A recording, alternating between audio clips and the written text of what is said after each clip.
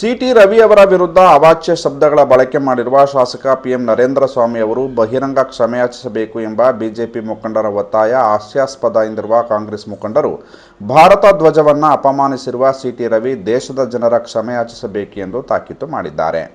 ಮಳವಳ್ಳಿ ಪಟ್ಟಣದ ಕಾಂಗ್ರೆಸ್ ಕಚೇರಿಯಲ್ಲಿ ಇಂದು ಸುದ್ದಿಗೋಷ್ಠಿಯನ್ನು ಉದ್ದೇಶಿಸಿ ಮಾತನಾಡಿದ ಬ್ಲಾಕ್ ಕಾಂಗ್ರೆಸ್ ಅಧ್ಯಕ್ಷ ಕೆಜೆ ದೇವರಾಜು, ಮಾಜಿ ತಾಲೂಕು ಪಂಚಾಯಿತಿ ಅಧ್ಯಕ್ಷ ಆರ್ಎನ್ ವಿಶ್ವನಾಥ್, ಟಿಎಪಿಸಿಎಂಎಸ್ ಅಧ್ಯಕ್ಷ ಎಂ ಬಸವರಾಜು, ಮಾಜಿ ತಾಲೂಕು ಪಂಚಾಯಿತಿ ಉಪಾಧ್ಯಕ್ಷ ಸಿ ಮಾಧುರ್ ಅವರುಗಳು ರಾಷ್ಟ್ರಧ್ವಜವನ್ನು ತಾಲಿಬಾನ್ ಧ್ವಜ ಎಂದು ಕರೆಯುವ ಮೂಲಕ ದೇಶದ್ರೋಹದ ಹೇಳಿಕೆ ನೀಡಿರುವ ಸಿಟಿ ರವಿ ಅವರ ವಿರುದ್ಧ ದೇಶಪ್ರೇಮಿಯಾದ ಶಾಸಕ ನರೇಂದ್ರ ಸ್ವಾಮಿ ಅವರು ಬಳಸಿರುವ ಪದ ಕಡಿಮೆಯಾಗಿದ್ದು ಸಾಮಾನ್ಯ ನಾಗರಿಕರಾಗಿದ್ದರೆ ಅದಕ್ಕಿಂತಲೂ ಹೆಚ್ಚಿನ ಪದ ಬಳಕೆ ಮಾಡುತ್ತಿದ್ದರು ಎಂದು ಹೇಳಿದರು.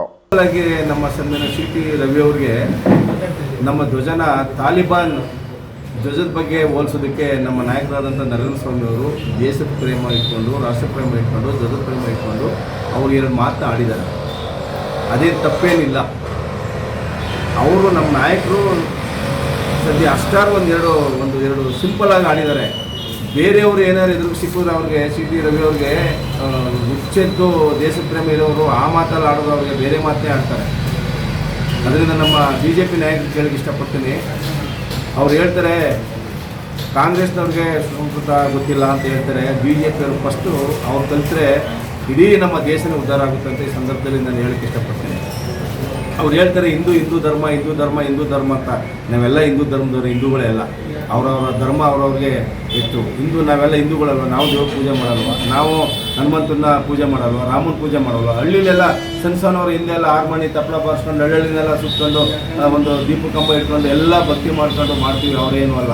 ಅವರು ನಿಜವಾಗ್ಲೂ ಅವರು ರಾಮನ್ನೇ ಆಗಲಿ ಮತ್ತು ಹನುಮಂತನ್ನೇ ಆಗಲಿ ಭಕ್ತಿಯಿಂದ ಪ್ರೀತಿಯಿಂದ ಮಾಡ್ತಾರೆ. ಅವರೆಲ್ಲ ಒಂದು ರಾಜಕಾರಣ ಗಿಮಿಕ್ ಅನ್ನೋ ಭಾವನೆಯಲ್ಲೇ ಅವರು ಮಾಡ್ತಾಯಿದ್ರು. ಮತ್ತು ಇಲ್ಲಿವರೆಗೂ ಯಾವುದೇ ರೀತಿ ಪ್ರೀತಿಯಿಂದಾಗಲಿ ಭಕ್ತಿಯಿಂದಾಗಲಿ ಶಾಂತಿ ಸಾಮರಸ್ಯಕ್ಕೆ ಹೆಸರಾದ ಮಂಡ್ಯ ಜಿಲ್ಲೆಯಲ್ಲಿ ಈ ಹಿಂದೆ ಸಹ ಕೋಮು ದ್ವೇಷದ ಬೆಂಕಿ ಹಚ್ಚುವ ಯತ್ನ ನಡೆಸಿದ ವಿಫಲರಾದ ಬಿಜೆಪಿ ನಾಯಕರು ಈಗ ಹನುಮಾನ್ ಧ್ವಜವನ್ನು ಮುಂದಿಟ್ಟುಕೊಂಡು ಜಿಲ್ಲೆಯಲ್ಲಿ ಬೆಂಕಿ ಹಚ್ಚುವ ಕೆಲಸ ಮಾಡುತ್ತಿದ್ದು, ಜಾತ್ಯತೀತ ಜನತಾದಳದ ನಾಯಕರು ಇದಕ್ಕೆ ಕೈಜೋಡಿಸಿರುವುದು ಅತ್ಯಂತ ನಾಚಿಕೆಗೇಡಿನ ಸಂಗತಿಯಾಗಿದ್ದು, ಇಂತಹ ಕೋಮುವಾದಿಗಳಿಗೆ ಮುಂಬರುವ ಲೋಕಸಭಾ ಚುನಾವಣೆಯಲ್ಲಿ ಜಿಲ್ಲೆಯ ಜನತೆ ತಕ್ಕ ಪಾಠ ಕಲಿಸಲಿದ್ದಾರೆ ಎಂದು ಹೇಳಿದರು.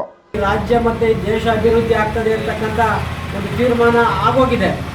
ಅದರ ಮಧ್ಯೆ ಈಗ ಬರ್ತಕ್ಕಂಥ ಪಾರ್ಲಿಮೆಂಟ್ ಚುನಾವಣೆಯಲ್ಲಿ ನೀವು ಕೋಮು ದಳ್ಳೂರಿಯನ್ನು ಹೆಚ್ಚಿಸಲಿಕ್ಕೋಸ್ಕರ ದ್ವೇಷ ಮತ್ತು ಅಸೂಯೆ ಮತ್ತು ಧರ್ಮಗಳ ನಡುವೆ ಜಾತಿಗಳ ನಡುವೆ ವಿಷಬೀಜವನ್ನು ಬಿತ್ತಿ ಇವತ್ತು ಈ ರಾಷ್ಟ್ರದಲ್ಲಿ, ಈ ರಾಜ್ಯದಲ್ಲಿ ಅಶಾಂತಿ ವಾತಾವರಣವನ್ನು ಕದಡಿ, ಈ ಶಾಂತಿಯನ್ನು ಕದಡಿ ಅಶಾಂತಿ ವಾತಾವರಣವನ್ನು ನಿರ್ಮಾಣ ಮಾಡೋದ್ರ ಮುಖಾಂತರ ಇವತ್ತು ಪಾರ್ಲಿಮೆಂಟ್ ಚುನಾವಣೆಯಲ್ಲಿ ಏನೋ ನಾವು ಲಾಭ ಮಾಡ್ಕೋಬಹುದು ಅಂತಕ್ಕಂಥ ದುರುದ್ದೇಶವನ್ನು ಇಟ್ಕೊಂಡು ಇವತ್ತು BJP ಅವರು ಮತ್ತು ಅವ್ರ ಜೊತೆಯಲ್ಲಿ ಜನತಾದಳದವ್ರನ್ನ ಸೇರಿಸ್ಕೊಂಡು ಇವತ್ತು ನೀವು ಹತಾಶರಾಗಿರ್ತಕ್ಕಂಥದ್ದಕ್ಕೆ ನೀವು ಜನತಾದಳದವ್ರನ್ನ ನಿಮ್ಮ ಜೊತೆ ಸೇರಿಸ್ಕೊಂಡು ನೀವು ರಾಜಕೀಯ ಮಾಡಲಿಕ್ಕೆ ಹೊರಟಿರ್ತಕ್ಕಂಥದ್ದೇ ನಮಗೆ ಗೊತ್ತಾಗ್ತಾ ಇರ್ತಕ್ಕಂಥ ವಿಷಯ.